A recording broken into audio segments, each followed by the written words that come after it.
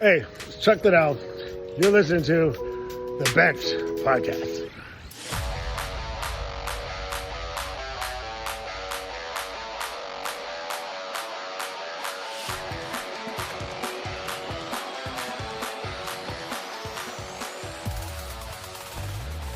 Hello! What's up, everyone, and welcome to the Bench Podcast. My name is Joey, joined as always by my brother and co-host at 10:30 at night, our second episode recording today. Angel, how you doing, man? Good. Excited to talk some ball, some AFC South football. The division that broke my heart last year, but maybe this year is their year. We are right in the middle of the perfect offseason series that we are doing, going division by division, team by team, building the perfect offseason in 5 big moves.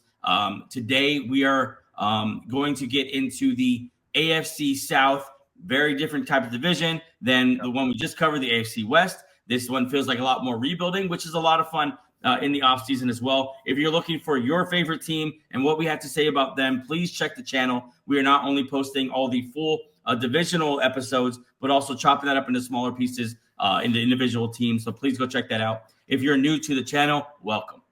Hi.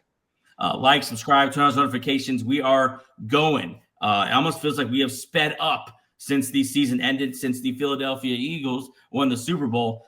We are full in offseason mode now, jumping into it. Free agency starts next Wednesday. We will be going live next Wednesday on YouTube at 11 a.m., talking about the free agency, the rumors, the trades that have happened. I'm sure some trades will happen over the weekend. And, of course, all leading up to that noon Pacific time kickoff of free agency when the tweets flood the internet. Jordan Schultz, Ian Rappaport, Adam Schefter, the unsung heroes of the NFL, just let it fly. We'll be reacting. We'll be giving our honest, in the moment reaction and just having a good time as fans. What were you gonna say? Just being humble servants of the game of football, because Yes, we've all been there when we're at work and we can't maybe Broncos sign whoever, and we're like, we can't go on ESPN because they're showing women's basketball or they're showing whatever, and then if you're trying to figure out what we just want to provide something that's free on YouTube, just go on it, click our page. Every single signing and trade and transaction, we will cover it. I promise. Yeah, check those click that notification box so that you're notified when we go live.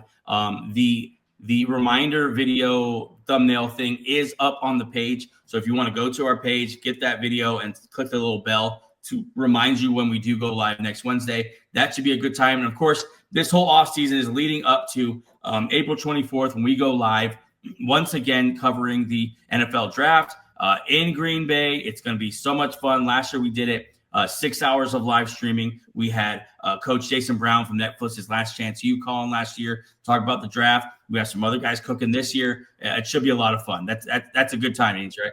Yeah. Oh yeah. The NFL draft. I mean, it's getting just as big as week one. It's just the pinnacle of the offseason is the NFL draft, the spectacle, the outfits, and then this year Shedeur Sanders, Cam Ward, all this stuff. It's fantastic shit. My voice is rapidly declining, so let's jump into this. Let's do it. This AFC South division. I am going to go with the Houston Texans. This was your team. Go ahead. Yeah, the Houston Texans obviously last year was not the team that we all thought that they would be. Year two of C.J. Stroud was not the year that we thought it would be. Tank Dell hurt, Stephon Diggs out early, Nico Collins out early. It just didn't go well, and they don't have a lot of cap room. I know today, or if you're hearing this yesterday, Nico Collins adjusted his contract a little bit, about $9 million to fix it. Now they're only at 18. So with this in mind, you have to look at bargain hunting here. So these guys aren't the marquee guys. They're not Nick Bolton. They're not the T. Higgins or whatever. They're the guys that I think will make an impact right away. And they're in a Super Bowl win now mode. That's what they're being aggressive for a reason. Rookie quarterback, rookie contract, trying to capitalize on that. So as I get started here, first and foremost, they need to address the offensive line. Last year, C.J. Stroud was under pressure every time he like stepped back. The offensive line was absolute shit, and shit's being very generous. It's a very bad offensive line. So first, I'm gonna start off with them signing veteran center Ryan Kelly for the Colts. Obviously, his entire career if you want to start building that center, last year you had Patterson there, who wasn't really great, wasn't really even average. He was just below average center. I think you put him next to Shaq Mason and Tyus Howard, you start to solidify that middle. And Ryan Kelly, I'm not sure what his number is. I don't think it's gonna be high. He's 32 years old. I'll just pair him with my next guy. Tackle Morgan Moses was on the Jets last year.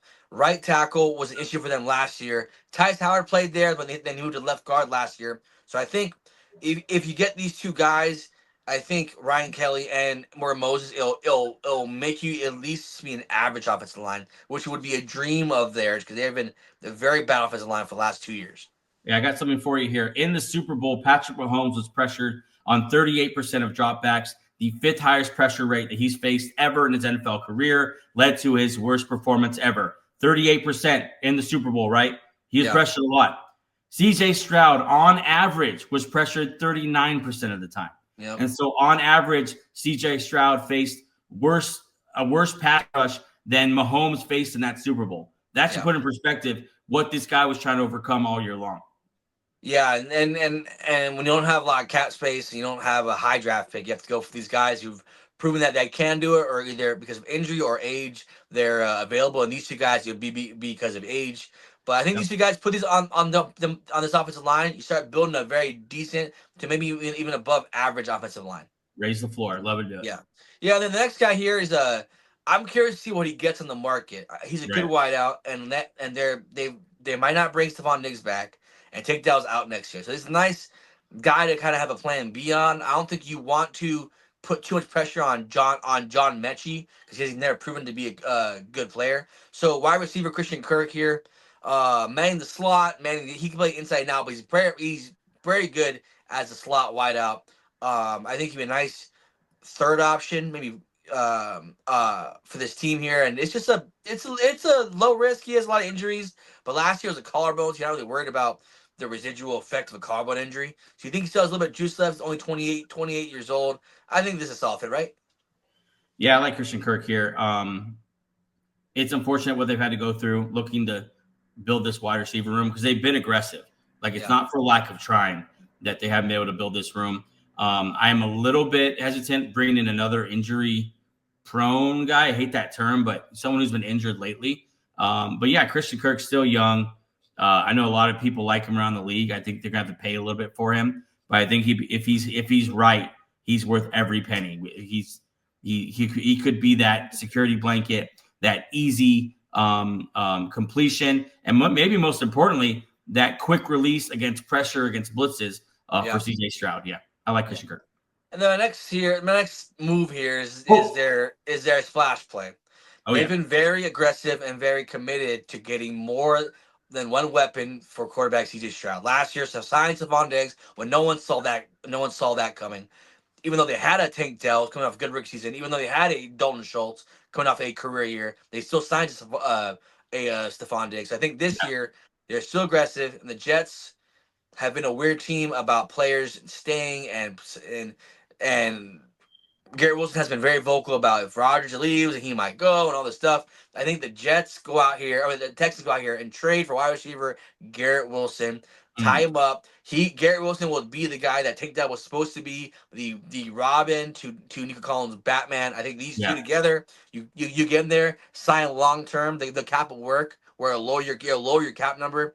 I think you Texans trade for Garrett Wilson, you have Nico Collins and Garrett Wilson. That quickly becomes one of the best wideout tandems in the league with a young quarterback. That's a slam dunk move if it were to happen.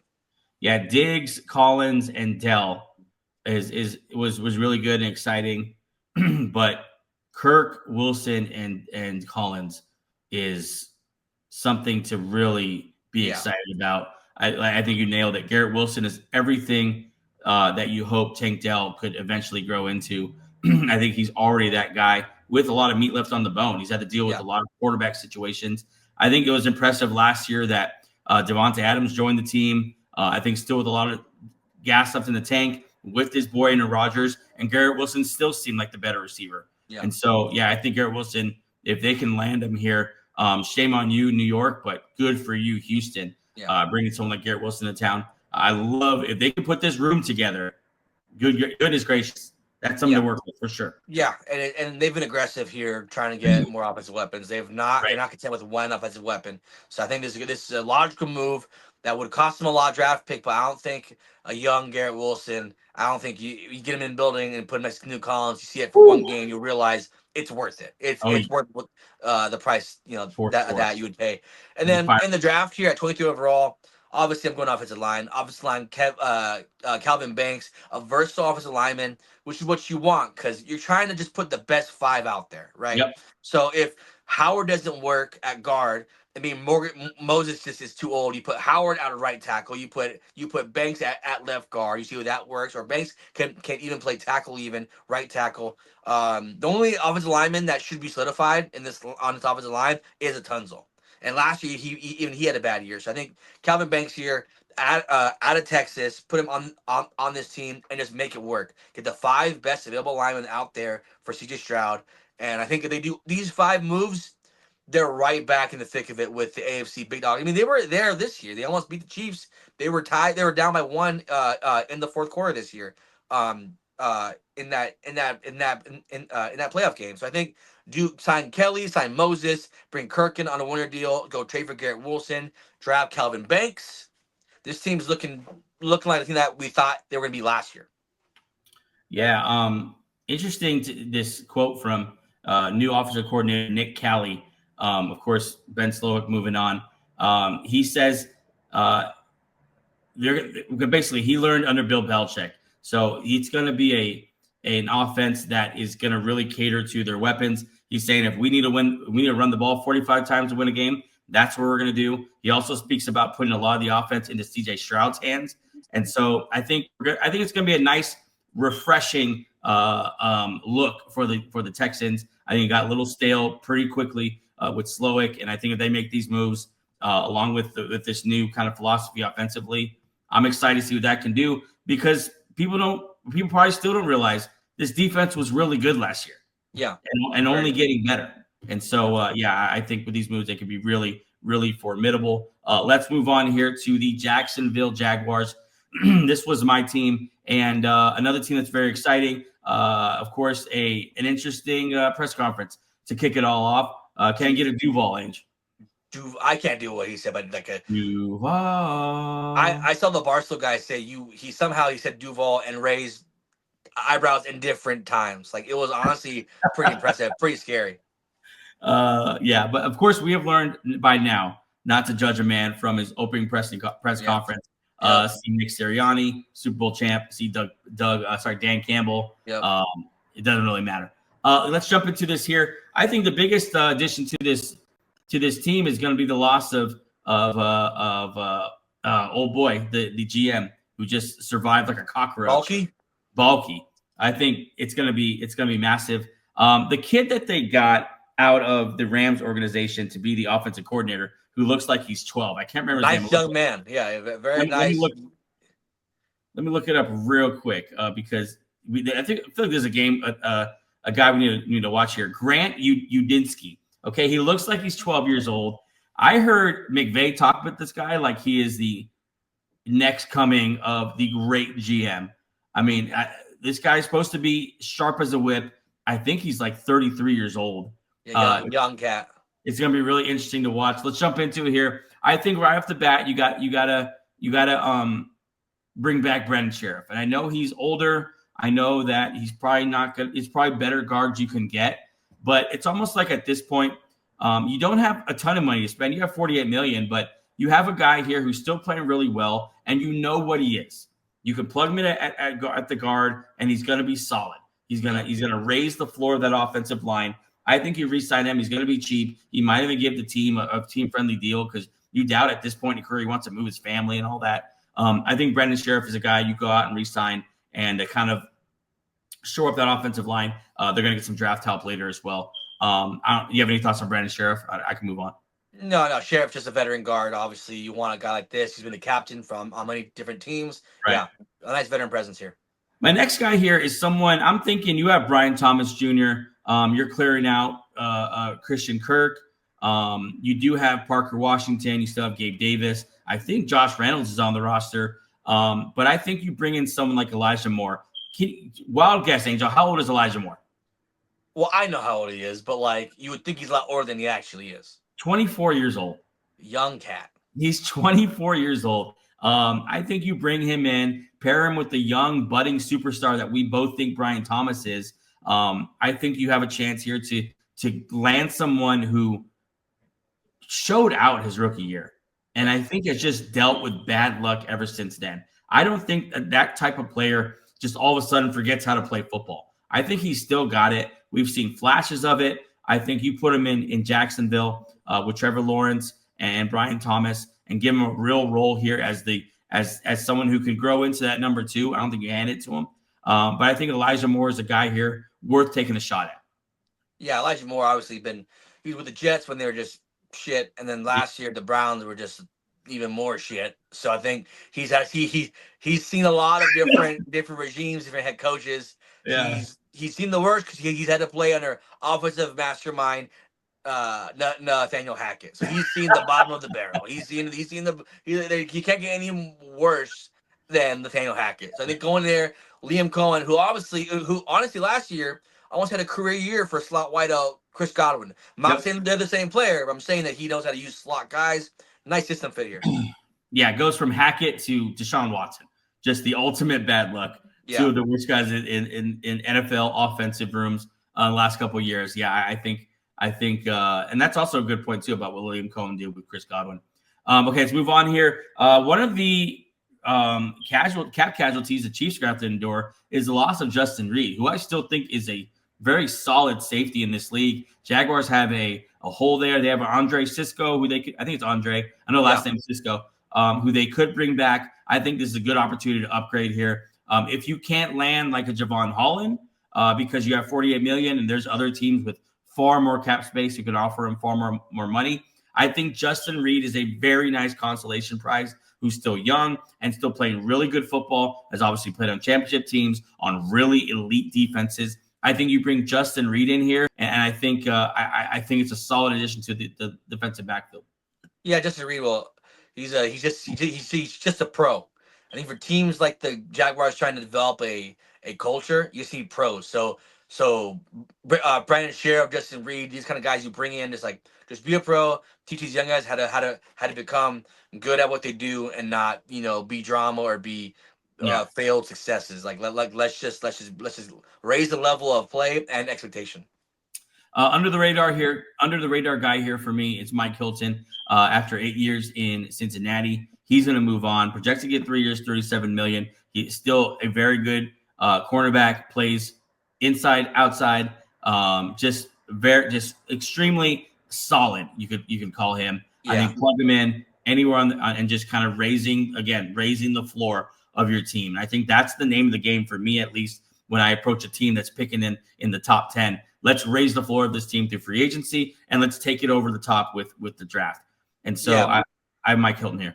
Yeah, Mike Hilton, very good nickel corner, but can't play outside. But his real true spot is the nickel. I think add him to his defense, had him and Justin Reed to this defense, that secondary becomes scary because you already signed Campbell there, who had a bad year last year. So you start trying to build that back up again. I think, it'll raise the level of the entire defense.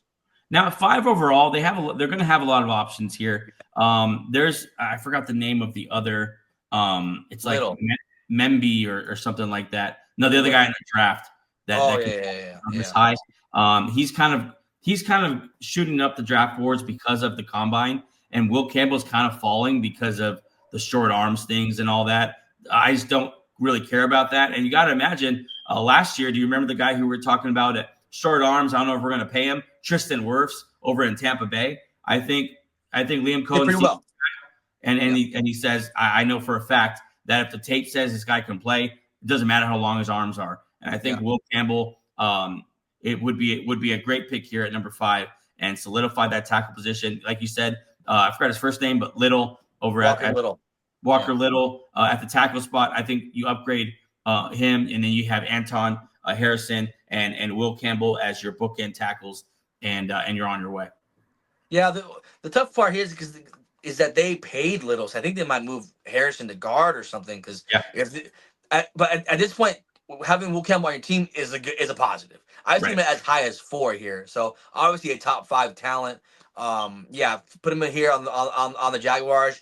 Get him out there on the offensive line. Get a nice easy pocket to work with for Trevor Lawrence. Yeah, obviously this would make that great pick.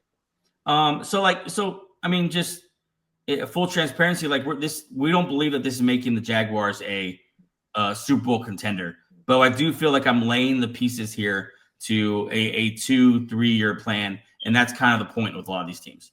Yeah, and this is more of a Trevor Lawrence question. This is, can Trevor Lawrence elevate this? Can he elevate this team, which is nice, to be a better team? We saw last year Jane Daniels elevate a team that was nice into a great team, to a playoff team, a playoff winning team. So we'll see Trevor Lawrence. Since this another year where we're trying to, I'm not a Trevor Lawrence guy, but we'll see if maybe Coleman can bring out what people thought. Generational prospect, all the talent. We'll see if he could bring out that kind of player. I think this is the last year I'm gonna give to Trevor Lawrence. I think if he doesn't get it done this year with Liam Cohen, I think I'm gonna be 1 foot out the door on Trevor Lawrence. Let's move on here to your second team. You took on the massive task that is the Tennessee Titans, although they do have the number 1 pick. Yeah, number 1 pick, and a couple guys that they've already said are on the market. Harold Landry, if they cut him post June 1st, they save $17 million. Arden Key is kind of a player, rotational guy. I'm not sure if they keep him or not. They could save $9 million. So right now, without those cuts, they have $50 million. With those cuts, they would have around like $77 million, which for a team like this, it needs a lot. This is obviously a great spot. My mindset with this team is that their offensive line was bad, and the defense was better than what people think. So let's start with the offensive side of the ball here. You go out and you sign tackle Cam Robinson, who's played left and right side. Put him at right tackle. Then you start to address the offensive line. I'll just pair it here with next offensive guard Tevin Jenkins, who looks like he's out in Chicago. They keep signing guards there, so I think he's out. They're out in Chicago. I think you pair him next to Kronsky. They've already been drafting offensive linemen. J.C. Latham last year, obviously. So Latham, Skoronsky. You have former Bronco. I'm blanking on his name. The center. I'm blanking on his name. And then on the right side you put Tevin Jenkins and Cam Robinson. You have the makings of a way better line than you had last year. And Callahan has kind of shown he wants to run the ball. He wants to do play action a lot. He wants to develop a physical brand of football. So elevate your offensive line. You elevate your quarterback play. It's not Questenberry, is it? It's Questenberry. Yeah, I'm sorry. I should know that. Questenberry, their big center signing last year. So yeah, I think you bring in Tevin Jenkins and Ken Robinson. You elevate this offensive line play to where even Will Levis can make it work. I mean, this is what you do, right? With a young quarterback, you get the good offensive line. Yeah, I mean, we'll talk about the young quarterback later, but yeah, I think it's exactly what you do. I think Cam Robinson's an underrated tackle. I think the Jaguars, I think they're foolish for letting him out the building. I think you can always use great tackles. You don't see a lot of them traded during the season for that reason. Yeah. It's such a position of high value. And so for him to hit the open market, I don't know if the Vikings need him because they'll get healthy on that line again. And so I do think he's getting the open market. I think it's an opportunistic signing. And speaking of opportunistic signings, that's what Tevin Jenkins is. The only reason Tevin Jenkins is not in the plans for the Bears is because they're sick of waiting on him to get healthy. But when he has been healthy as a guard, not a tackle, he's been really, really good, really solid. And I think him, Skoronsky, all the guys you named, that could be the makings of a super solid offensive line. And I love that you focused on the trenches here to start, especially with eyes on a young quarterback. Talk about the defensive trenches. So you're stealing a couple of my boys. They have some money to play with, and that defense was really good. So obviously early on, I had him cutting Arden Key and Landry. So I needed to replace that pass rush. I'm out here signing defensive lineman Milton Williams from the Super Bowl champion Philadelphia Eagles. Pair him with Jeffrey Simmons. Pair him with Sweat. You have the makings of a good defensive line, which is what they had last year. This defense was underrated last year. Yeah, because they lost so many games because of like the offense and Will Levis's shenanigans. So I think you add him to this D line, it'll elevate because with some good down, you don't have to blitz as much. You still have Snead. You still have Odazua, or what I'm thinking of the nickel corner. You still have a couple guys back there. You have McCreary still out there, who's I think a first round talent. Yep. So you still have those guys back there. So you start beefing up that D line. Milton Williams, Jeffrey Simmons, Sweat. That's pretty good threesome there. That you have to put pressure on the opposing offenses. Milton Williams can get the bag somewhere. This is the team that can afford them. I mean, and it's a nice spot. You get paid and you play. And I think Milton Williams is best as a Robin, not as a Batman. So Jeffrey Simmons is obviously the Batman. Milton Williams as the Robin. That's a pretty good one too.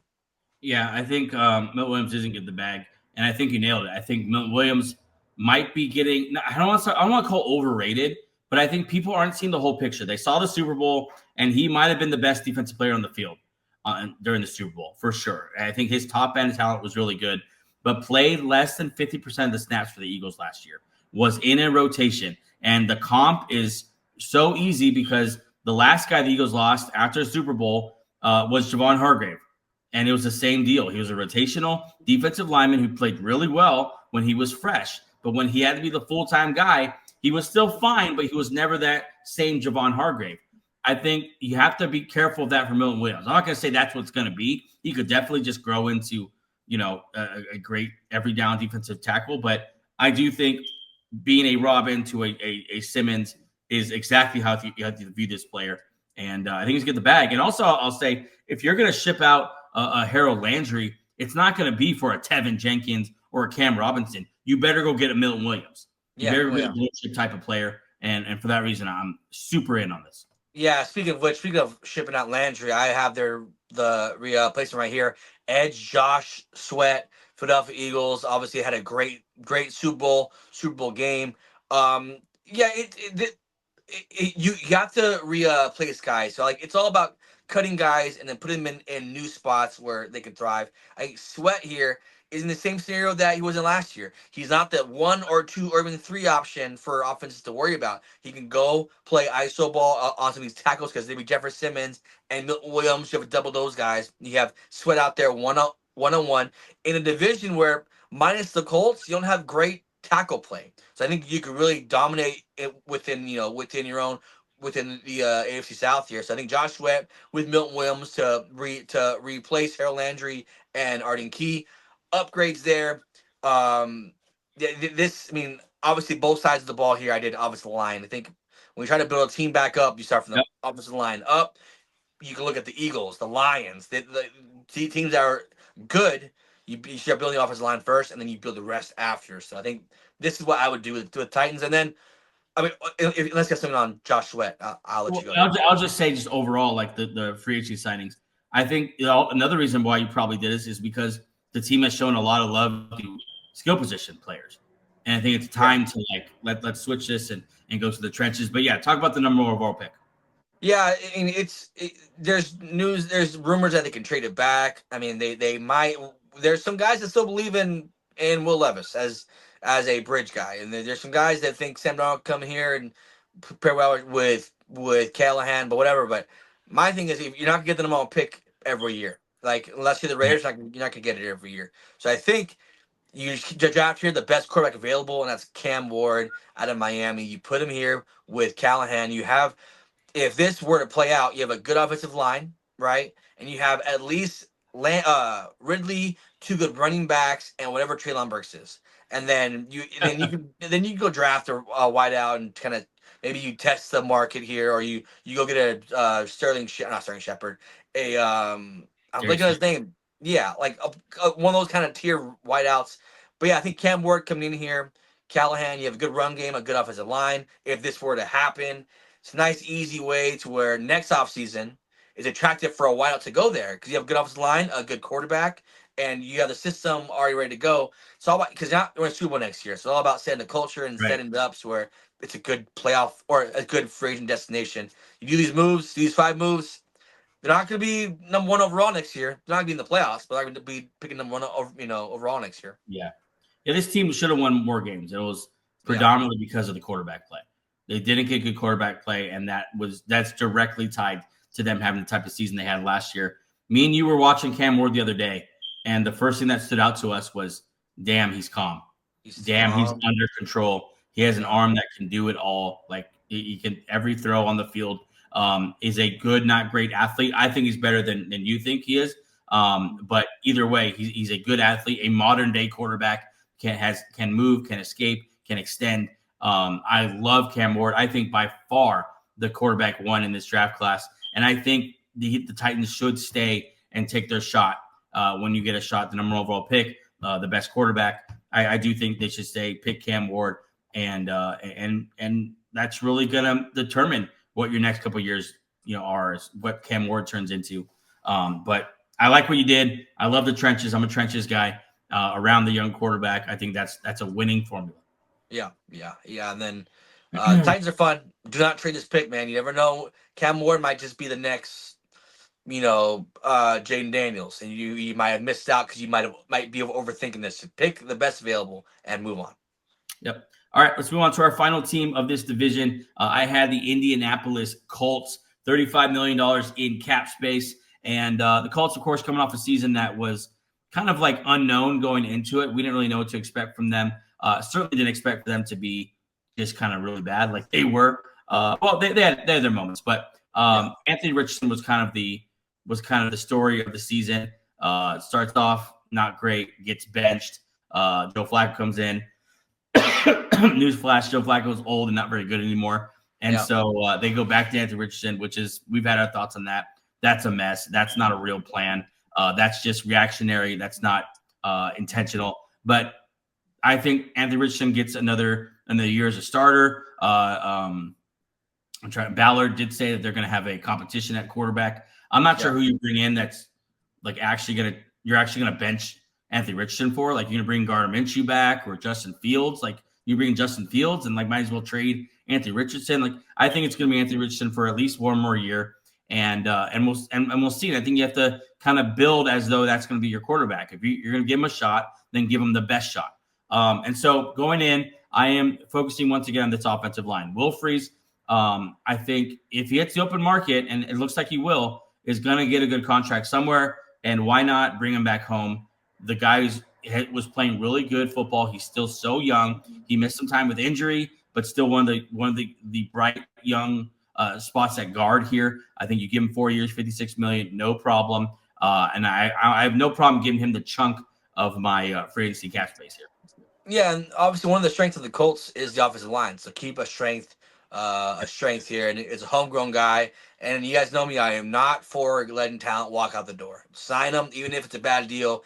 Keep talent on your team. And Will Freeze is, he hurt last year, but I mean, you can get bad offensive line play really, really fast if you don't care about it. So yeah, I'm all for them re-signing him. Yeah, it should be a bright flashing sign when everyone else is interested in your young guard. Yeah. Maybe you should keep that guy. Yeah. My next guy is coming over from the Packers, Josh Myers, 3 years, $24 million. Josh Myers is interesting because no one really knows if he was really good or just kind of hidden, because he was around some good offensive linemen and he had some good PFF grades. And yet he doesn't pass a lot of people's eye test. I think he's pretty solid. I think he's a perfect young center to take over for the departing Ryan Kelly. I like bringing Josh Myers in here, another young lineman with a Will Freeze, and see if you can kind of keep this continuity together for a couple years. I don't think this is a job for a mercenary type center like a Ryan Kelly, who would be like a 1 or 2 year deal. I like going young here and building. This is a running team at their best. Jonathan Taylor, that's the guy. And so build up this offensive line. Will Freeze, Josh Myers. We're starting the trenches here with these teams that are kind of struggling. Yeah, I mean, Myers, I still don't know. Like you said, we don't know if he's good or not. But but also, the trenches is where if you have a bad team, start from the ground up. Yep. And these two guys here will be a good fit for the Colts here. Asante Samuel Jr. is my next guy here. They have real needs in the defensive secondary. Real needs. If you look at their depth chart and the guys they have in waiting, I think signing Asante Samuel Jr., who obviously missed a lot of last year with an injury, if not all of last year with an injury, what did have a really good rookie season, I think still has potential to be a CB1, or most likely a really good CB2. I think you pay him. He's still young enough, and you let him play there in that dome and fly around. Yeah, he's an interesting case because he's like his dad, where his dad obviously, his dad was a Hall of Fame corner, but his dad didn't really like to tackle. So if you bring in Asante Samuel Jr., obviously you still have Kenny Moore there, who's a good nickel corner, but Sam is more of a perimeter corner. Yeah, good fit. And Lou Amarillo's there, or what's his last name? Yeah. Yeah, he's good there. So he's used to making these talented corners better. So yeah, I think that's a pretty decent fit. And he's young. He's like 24 years old. So This is not like a piece that you're worried about him getting old too fast. He's 24 years old. And you're also excited about it. Like, what could he be? Yeah, he could be the next, good young corner. Was just play for the Chargers when they were bad. So like you never know. My next move here is something that I don't think I've done for a team yet, and that's a trade for Dallas Goedert. Dallas Goedert's a $12 million cap hit for the Philadelphia Eagles, who are a little strapped, who are paying a lot of their veterans. Dallas Goedert was solid for the Eagles last year in the playoff run, more than solid. At times, their best receiver on the Super Bowl champion Philadelphia Eagles. So he obviously can get to a high level, but he was gone most of the year, and he's been gone a lot lately for the Eagles. And so to pay a guy like that $12 million a year when you're getting really tight in the cap space might not be what Howie Roseman chooses to do. And so he could be available. And I think you get him on this team. He's still a really great blocker, obviously a solid pass catcher. Cox is a free agent. And so I think you bring Dallas Goedert in, and he just helps all the way around. Not to mention a solid veteran who's one-time Super Bowl champ. And I think he'd be great.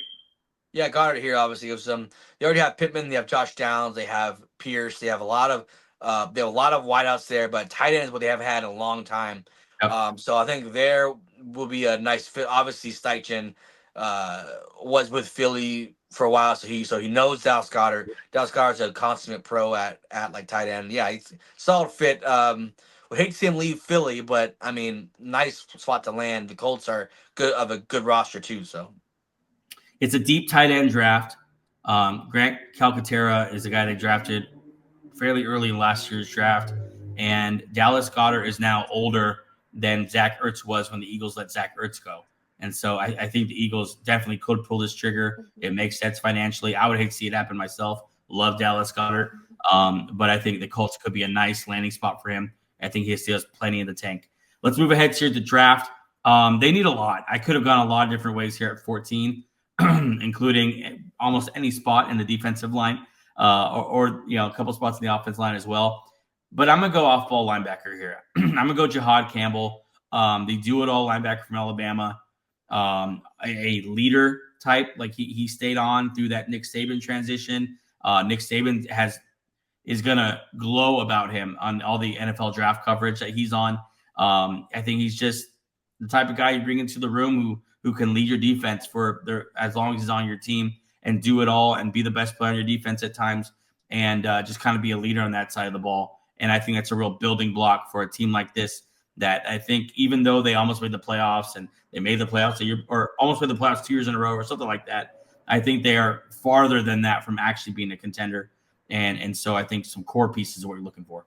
Yeah, and Campbell obviously has a good resume. He's played for one of the better systems in college football, so you trust that he's played against good. He's in the SEC for a couple of years. So he's played against players who are in the NFL now, so you trust his resume.